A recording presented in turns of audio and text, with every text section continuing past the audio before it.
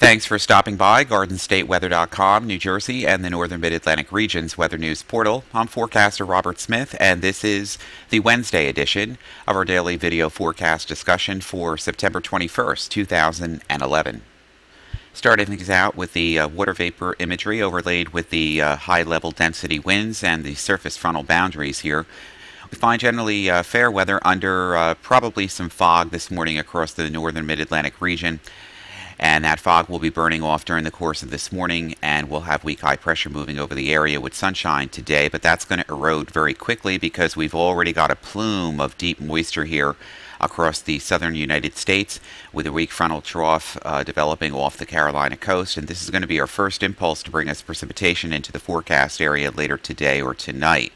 Meanwhile, we have a very strong upper vigorous low pressure center over Minnesota and Wisconsin, and this is going to be steepening with a very slow moving cold front across the mid-Atlantic states. This upper low is actually going to start cutting off across the Ohio Valley and drift very slowly over us through the course of the weekend into early next week with very unsettled weather conditions. Closer look at the northern mid-Atlantic this morning. Temperatures are generally running in the upper 50s to lower 60s. And if we overlay this with some of the radar data, we can see some of the rain now from the old frontal boundary across the south, now over Delaware, off the Chesapeake, Virginia area, and then off the Carolinas with these high clouds beginning to spill in and move north and northeast. Temperature dew points this hour, if we take off that and put in the dew point, temperatures are still in the upper 50s to lower 60s too. So the air is becoming much more saturated today. And even though we might get into some sunshine for just a little while, clouds are going to increase, especially of the high and mid-level variety during this afternoon.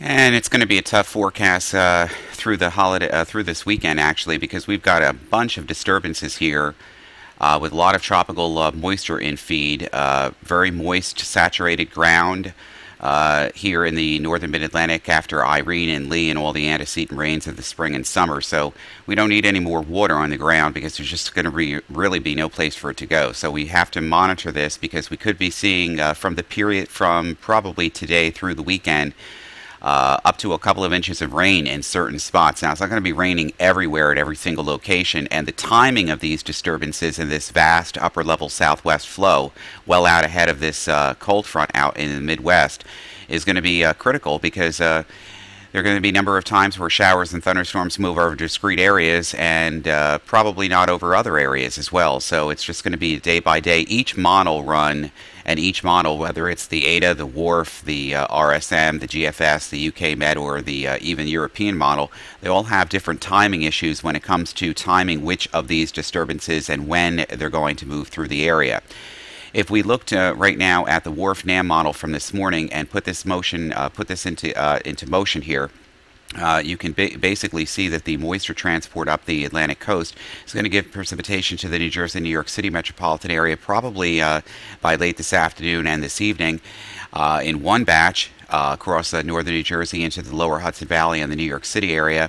And then as that moves out of the area late tonight and tomorrow morning, there will be more showers developing along the coastline of the Delmarva, and these too will begin to move northeast and congeal with other areas just to the west. So it's going to be a mostly unsettled weather pattern over the next couple of days, and the timing of specific rain, it looks like we could see some showers and thunderstorms late this afternoon and this evening, and a better chance of much more organized showers and even some thunderstorms, and that will be the heaviest rainy day, probably going to be on Friday afternoon and Friday evening. But we can't dismiss a shower or even a thunderstorm at any time during the forecast area, especially right into the weekend, as tropical moisture continues to feed in with multiple areas of low pressure short waves embedded in this very vast upper level moist flow. And it's not really going to be until early next week when the upper low that you're seeing here in the photo here on the upper right hand side, upper left hand side over the UP of Michigan begins to move across our area, and it doesn't do so until early next week. Forecast progs look the same. High pressure moving off the mid-Atlantic coast. Here's a very strong upper level low now. This is going to be responsible for a very slow moving cold front. And the system will begin to occlude and across southeastern Canada, south of Hudson's Bay by early next week. But the upper low is actually going to be forced southeast and remain over the Ohio Valley and then spin gradually northeast and weaken and open up over the coastal waters of southern New England by next week. So this thing is going to be around for a long time. And the front will be in the proximity of the metropolitan area through the weekend. Here comes the areas of showers and rain along and well ahead of the cold front. Now, these are shortwave disturbances rounding the base of the upper level trough and swinging through.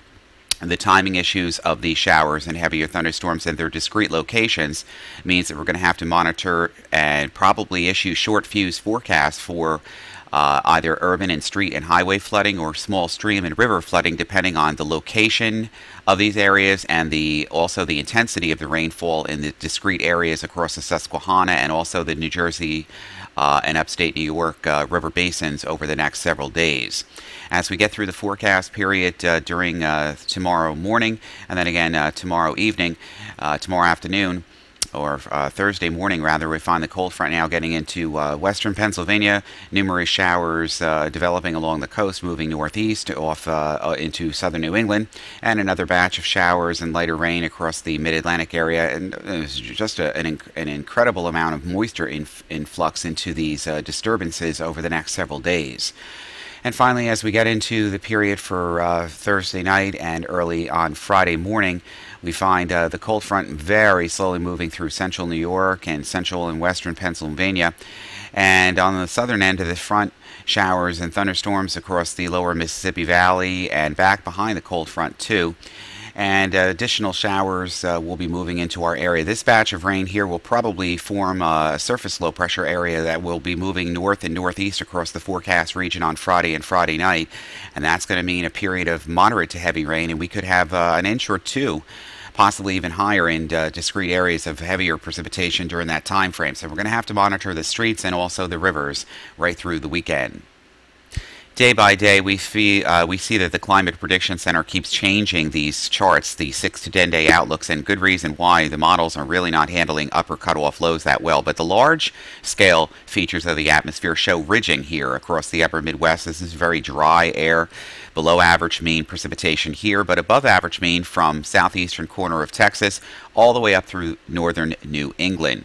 And this is for the period valid the 26th through the 30th, the 6 to 10 day precipitation temperature outlooks actually. So we're looking for below average temperatures here, near normal across the upper Midwest down through Texas, and well above normal average means across the upper Midwest into portions of even southeastern Canada here, or southwestern Canada actually.